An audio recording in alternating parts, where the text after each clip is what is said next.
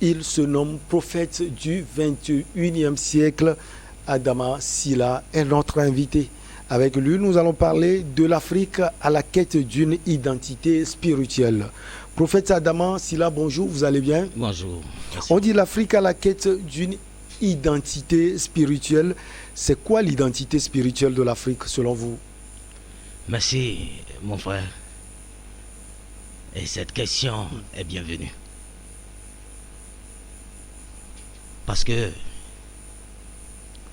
notre Afrique a perdu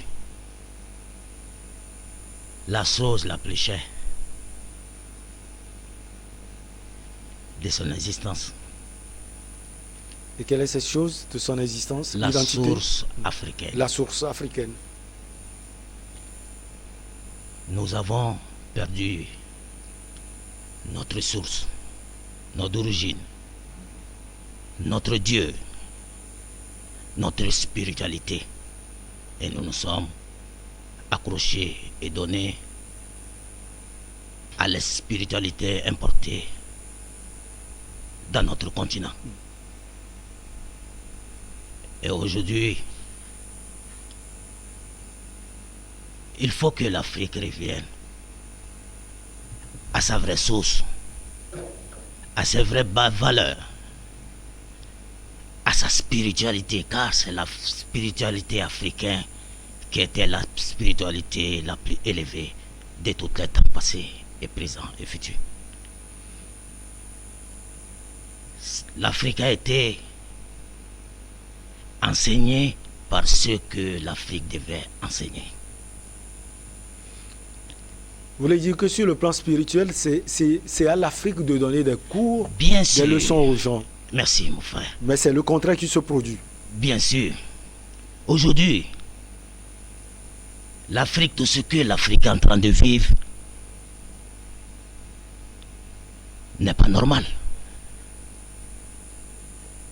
Parce que l'Afrique a été chargée par le Dieu universel, le vrai Dieu, par ce Dieu importé, le Dieu de l'Afrique.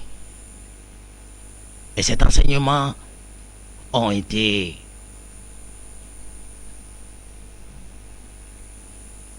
interrompus par ceux qui sont venus nous enseigner leur religion. L'Afrique a donc son Dieu. C'est quel Dieu, Bien prophète Sylla? sûr, le Dieu africain n'est pas un Dieu caché. Aujourd'hui, nous pouvons faire référence à la Chine, à l'Inde, qui adore des images, mais qui ne sont pas des authentiques.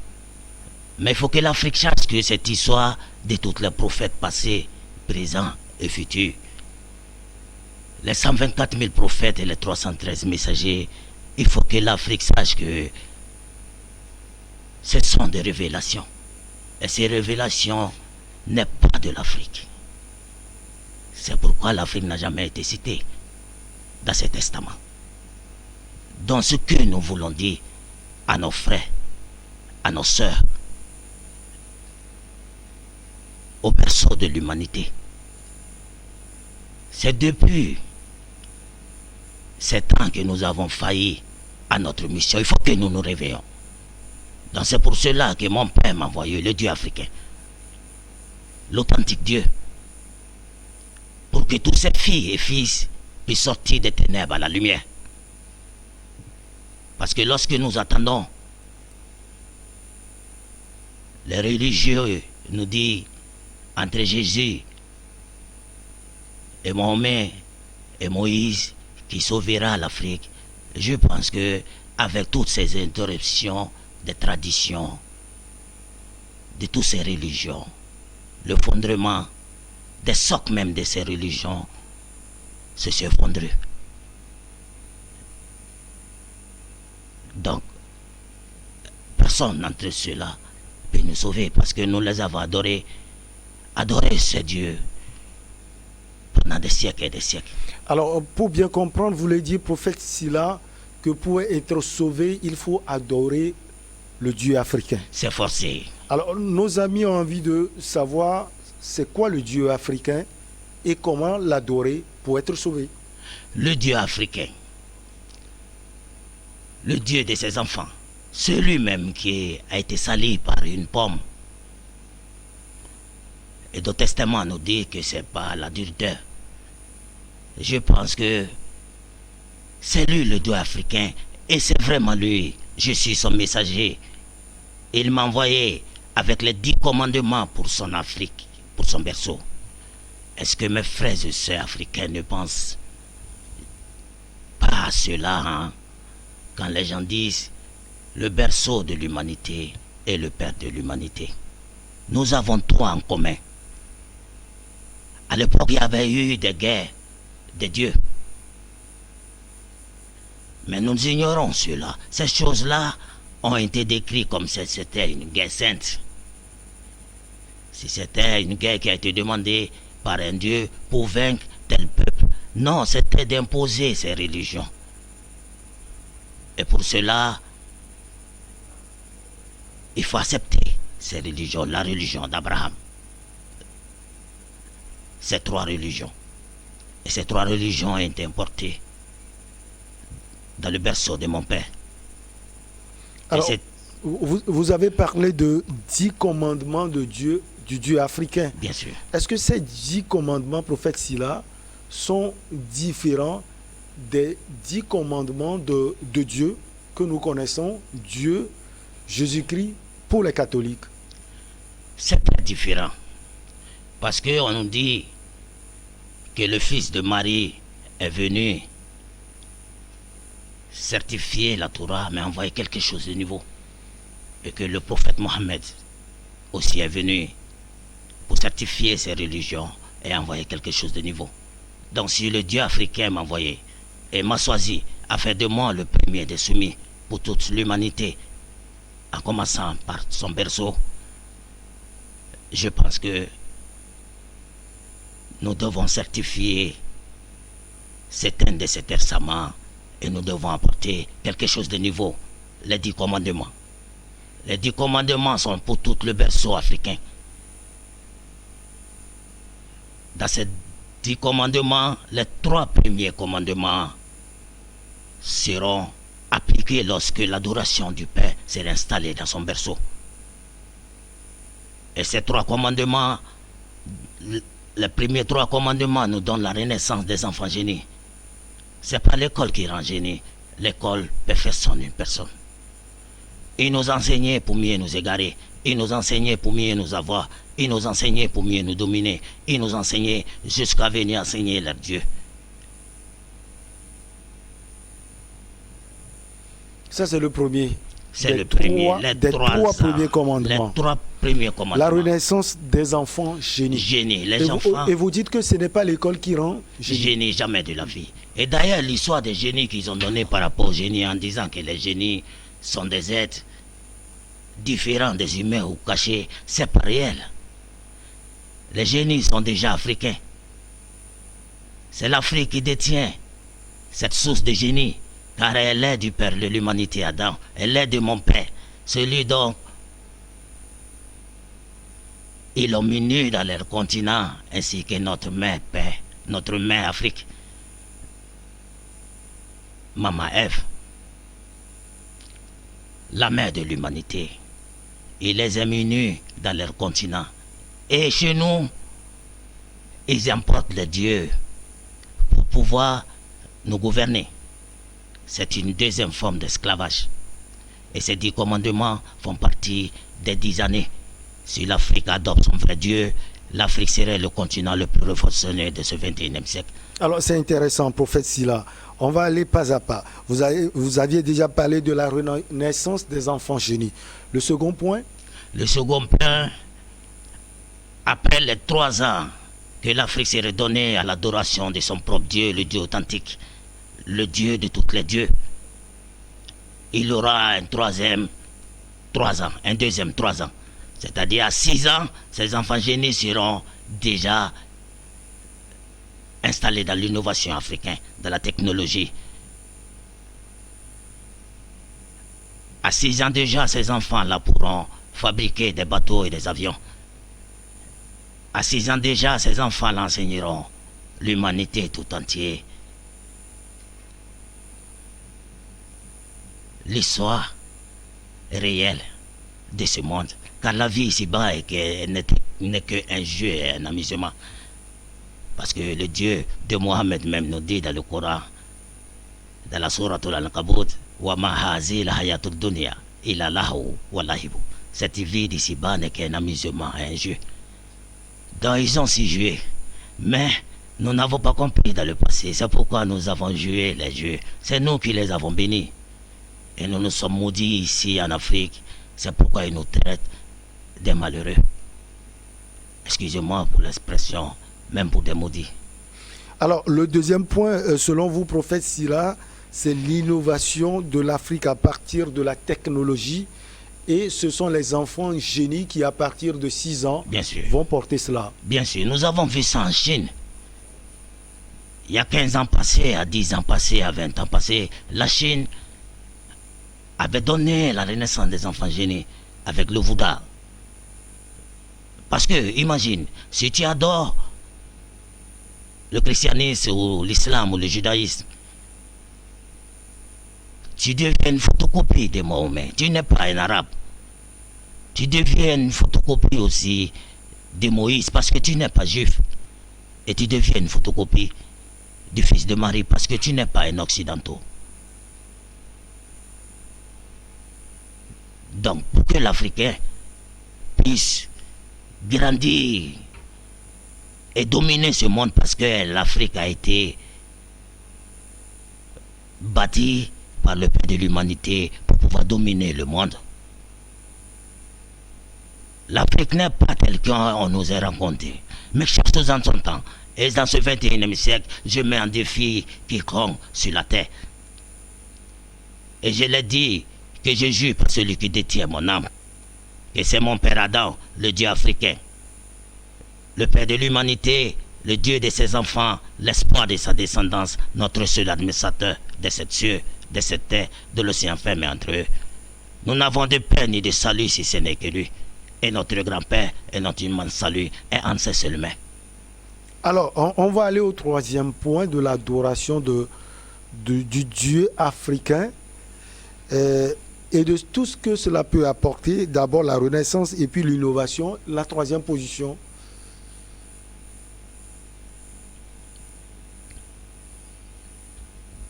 La troisième position, l'Afrique aura sa propre religion. On ne peut jamais être fort sans sa religion. Il faut que nous sachions cela. Une nation ne peut jamais être fort en adorant un Dieu importé. C'est ce qui aujourd'hui nous a poussé à payer les voitures de voie importées, les coalitions importées, les silips importés et tout ce que nous importons de chez eux. Ils l'ont volé chez nous ici. C'est chez nous en Afrique et ils ont pris tout cela, notre or et nos diamants et nos richesses, en nous faisant croire que l'Afrique était une terre maudite, que l'Africain même est né dans l'esclavage, que nous sommes des adorateurs des idoles, les idolâtres. Et je remercie tous ces frères qui parlent sur les chaînes africaines. Cette révolution africaine qui est en marche. Et depuis le début, nous avons dit aussi que le Covid n'est pas une maladie africaine, car mon père m'avait dit, et je l'avais dit sur Facebook, ils m'ont bloqué ces vidéos, et j'ai dit que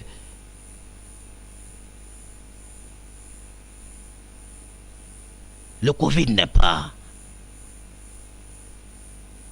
quelque chose qui est venu pour l'Afrique, parce que le Père de l'humanité, Adam, a mis son bouclier total sur l'Afrique. Et le bouclier du Père sont les anges, en commençant par mon grand frère, l'ange le plus renforcé, plus que tous les temps passés, plus d'un futur Gabriel, et tous les anges des cieux de la terre. Ils ont pris possession autour de toute l'Afrique. C'est ce qui se passe, c'est spirituel. Et d'autres nations l'ont dit que la solution, le reconduisement de ce 21e siècle ne peut être reconnu que par une solution spirituelle. Et elle est vraiment vraie. Et cette solution spirituelle, les nations, les grandes nations sont en train de gagner. Mais où se trouve mon Afrique, le berceau de mon père? Qu'est-ce que nous attendons? Et nous ne sommes pas venus dire aux chefs d'État africains, qui sont nos chefs à tous, que où nous partons. Mon père m'a donné une mission pour chaque chef d'État africain. Parce qu'il faut que ces 10 commandements de mon père sont installés dans le berceau. Elles ne peuvent être installées que par ses filles et ses fils, les fils de l'Afrique. Alors, prophète Sila, vous voulez dire que c'est parce que l'Afrique n'arrive pas à adorer son propre Dieu que l'Afrique connaît aussi des problèmes, ces problèmes existentiels. Merci. C'est la source. C'est pourquoi, remarque dans les églises et dans les synagogues et dans les mosquées, 80 à 90% sont des souffrants. Ils n'ont même pas mangé. Mais quel Dieu que nous adorons ici. Et on nous fait croire que cette vie ici-bas est une prison pour le croyant. Et qu'il y a une autre vie où nous verrons le paradis de ce côté. Mais l'Arabie Saoudite et l'Israël et l'Occident ne vivent pas dans l'enfer. Ils ne vivent pas une prison. C'est nous qui les avons cru naïvement. Et nous leur avons suivi.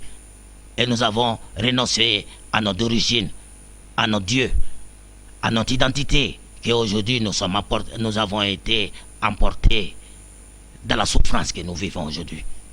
Mais comme dans un film, c'est toujours le bandit qui règne au début et à la fin, c'est l'acteur qui mène le jeu. Donc nous sommes les acteurs de ce monde et de ce 21e siècle. Donc forcément,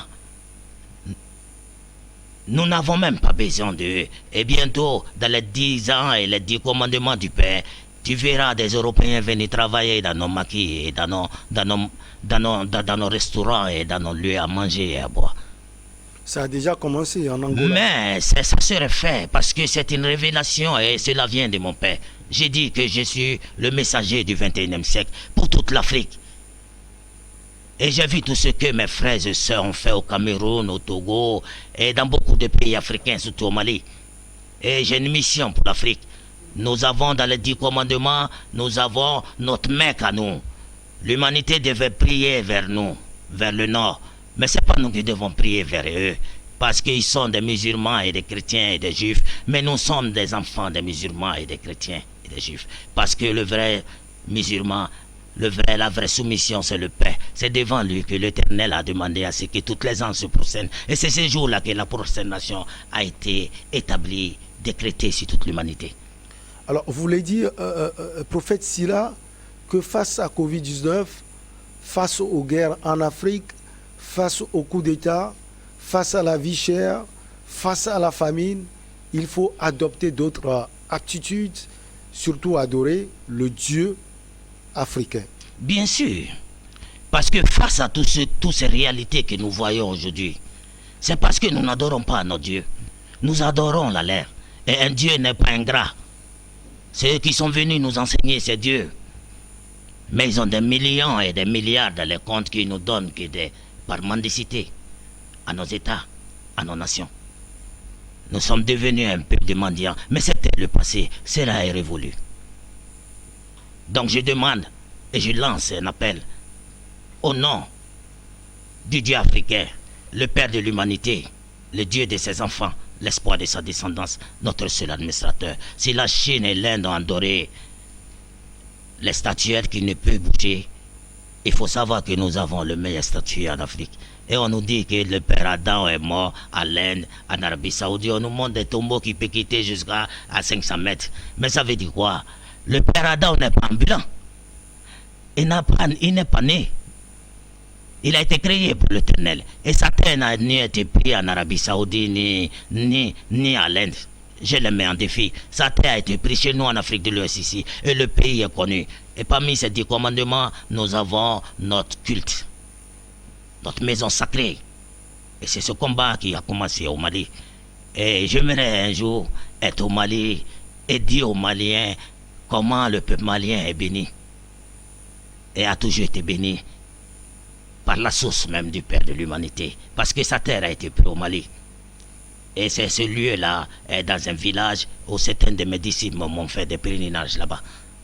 Et c'est là-bas la Mecque de l'Afrique. Même l'Arabie Saoudite viendra à la Mecque en Afrique. Parce que nous sommes des enfants de Dieu. Et l'histoire de Pharaon même est faux. Mais une autre fois, nous allons avoir le temps pour cela. Mais ce que j'aimerais vous dire, parmi les 10 commandements, nous avons notre lieu sacré.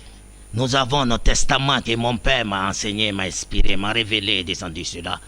Et cela n'est pas trop différent du Coran et de la Torah et de l'Évangile. Mais il y a une autre différence. Les vérités qui ont été gâtées dedans, c'est ce que nous devons le mettre. Au commencement du monde, le testament de mon père a été cambriolé. Pas ceux même aujourd'hui qui nous a apporté sa religion. Dans la parole, et la vraie parole est la parole d'Adam. C'est le Père de l'humanité. Je pense que si quelqu'un devait guider l'humanité, il n'y a que le Père de famille qui peut guider une famille. Donc, et dans les 10 commandements aussi, nous avons nos testaments, nous avons nos religions, la vraie religion africaine, et nous avons la renaissance des enfants génies à 3 ans, et nous avons le développement à 6 ans. Dans le 10e année, c'est là que le commandement du Père sera complet sur l'Afrique. Et l'Africain pourra s'envoler comme il le veut. Alors, cette question à vous, prophète Sila, est-ce que le Dieu importé, comme vous le dites, le Dieu des autres, écoute les prières des Africains? Bien sûr, nous avons adoré ces dieux-là plus qu'eux-mêmes. C'est pourquoi le Dieu-là n'a pas été ingrat. Et un Dieu n'est pas ingrat. Malgré qu'ils ont importé ces dieux, nous avons souffert. Nous sommes restés là à souffrir pendant toutes ces années. Et nous avons accepté que la vie ici-bas est une prison que nous acceptons. Que même nous avons cru que l'au-delà serait un paradis pour nous. Et nous avons adoré ce Dieu nuit et jour. J'étais en Égypte. Ok. J'ai passé des années là-bas. Mais les mosquées à 4 h du matin, souvent tu ne trouves même pas un rang rempli. Mais chez nous, tu verras les mosquées remplies. J'étais en Israël. Et j'ai vécu un peu de temps là-bas. J'ai fait presque 4 ans. À Tel Aviv, à Eilat aussi. Même aussi à Jérusalem. Donc, je veux dire que de la façon dont on a adoré ces dieux même qu'ils ont importés là, et même ils n'ont pas adoré comme ça, c'est une deuxième forme d'esclavage, ces adorations de ces dieux. Mais ce sont de vrais dieux. Ces dieux-là, et on nous a dit qu'il y avait 99 noms de dieux. Ce n'est pas vrai. Et je mets tous les savants en défi pour cela, parce qu'ils n'ont aucune preuve. Le Coran n'a pas été écrit par Mohammed, paix salut sur lui, et ni la Bible, ni la Torah aussi. Ils ont tous nié ces gens-là.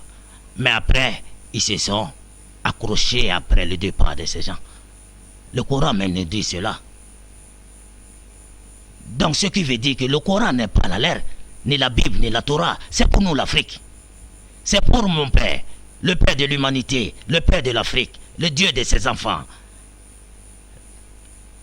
Celui qui a décidé librement de bâtir sa descendance dans son berceau.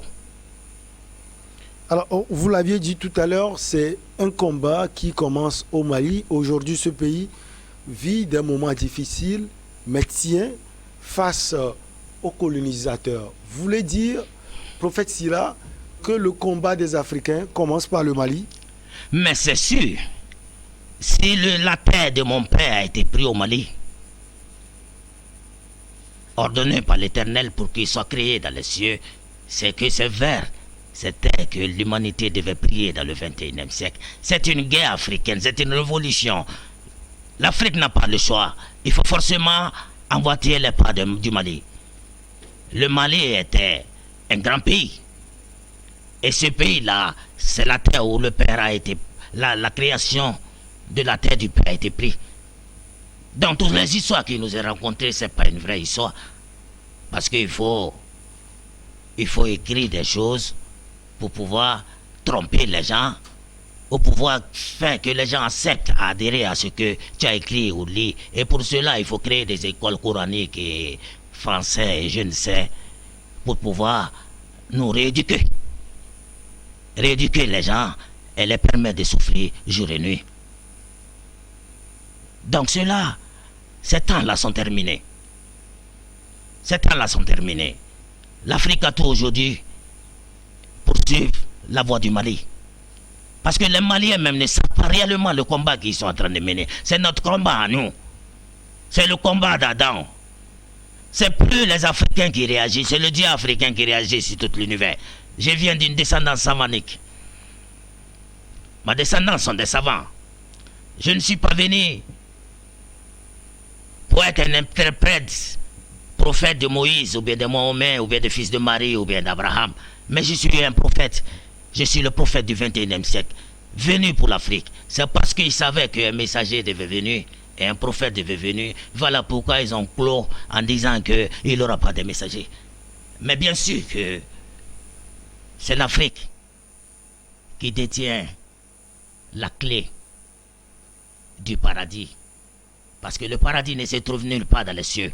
Le paradis, c'est où il y a tout. Et en Afrique, nous avons tout. Mais pourquoi nous n'allons pas devant? Parce que pourquoi nous avons abandonné notre Dieu. Donc forcément, il faut venir à cette source. À ces sources. Il faut venir à son identité. On nous demande dans le Coran et dans ce testament de demander pardon à Dieu. Tu as fait mal à quel Dieu? Qu'est-ce que tu as fait pour que tu dois demander pardon à Dieu? Qu'est-ce que tu as fait pour demander pardon à ton Seigneur? Tu n'as rien fait à Dieu, mais tu as fait à ton père Adam. Celui qui a décidé que tu sois établi sur cette terre, sur sa terre, où sa terre a été prise pour la première fois, qui a fait de toi la meilleure des nations, son fils, sa chair et son sang. Alors, prophète, vous aviez dit aussi que vous avez une mission pour nos dirigeants, les Bien chefs sûr. d'État africains, quand Bien on sait sûr. que ce sont eux qui nous dirigent. Cette mission, elle est capitale. Bien sûr. Et toute l'Afrique doit la connaître. Bien sûr. Nous avons une grande mission pour tous les chefs d'État. Et ce qui doit être fait en Afrique, tout cela a été donné par le Père de l'humanité, Adam. Un messager aussi, un prophète, qui n'est pas un interprète de ces trois religions, je pense qu'il doit envoyer aussi des choses concrètes pour la mission qu'il est chargé de l'accomplir. Parce que le Père de l'humanité, le Dieu authentique, ne peut pas aussi laisser son messager venir ici sans lui donner aussi une bénédiction pour toute sa descendance. Donc nos chefs d'État ont beaucoup de choses à entendre de nous, à entendre de les pères. Ils ont beaucoup de choses à écouter, à travailler là-dessus. Le temps de l'union de toute l'Afrique est venu. Regarde-moi ces trois dieux qui nous donnent le christianisme, l'islam, le judaïsme. Un Dieu qui est rempli d'amour. Le Dieu d'amour. Mais regarde comment ces religions sont divisées. Regarde comment un musulman et un chrétien ne se mariaient pas à l'époque. Ils ne mangeaient pas ensemble. Même si ton enfant est chrétien et il devient musulman, tu le chasses de ta maison. C'est quel Dieu qui divise comme ça et qui prétend être un Dieu d'amour? Et c'est ce que nous devons éclairer. Donc nous ne sommes pas venus pour parler ni du Coran, ni de la Torah, ni de l'Évangile. Nous sommes venus parler du livre du Père. Prophète Sila, c'est vrai que 30 minutes sont insuffisantes pour parler de cela, de l'Afrique à la quête d'une identité spirituelle. On espère vous recevoir une prochaine fois pour un autre numéro de l'Afrique qui est à la quête de son identité spirituelle. Vous avez un dernier mot sans doute, prophète Sila. Merci. Merci mon frère. J'aimerais vous remercier beaucoup, vous et votre télé, du premier au dernier. Merci. J'aimerais demander à mon père, d'ici un petit temps, que vous soyez la chaîne la plus respectée de tout l'univers. Merci beaucoup. Et la plus élevée grandement au-dessus de tout. Merci, prophète. Et j'aimerais dire, parler au nom de mon père, demander à toutes les filles et fils du berceau de l'humanité, pour leur dire que les temps de la souffrance sont finis. Le temps de l'esclavage est fini. La deuxième forme d'esclavage qui sont ces trois religions sont terminées. Et que le temps de l'Afrique est arrivé de rejoindre la Chine et même dépasser la Chine dans ce 21e siècle. Avec la renaissance des enfants génies dans 3 ans et 6 ans pour qu'ils soient perfectionnés à la lettre. Et 7 ans, le testament de l'Afrique. Et dans les 10e année, la religion africaine. Merci beaucoup à vous, prophète Sila. Merci aussi. Ça a été un plaisir de vous avoir sur ce plateau. On espère vous revoir la prochaine fois. On marque la pause pour le journal. Et derrière, on reçoit Germain Pouli, Eric Johnson et Horus Donkovi pour Regard Croisé.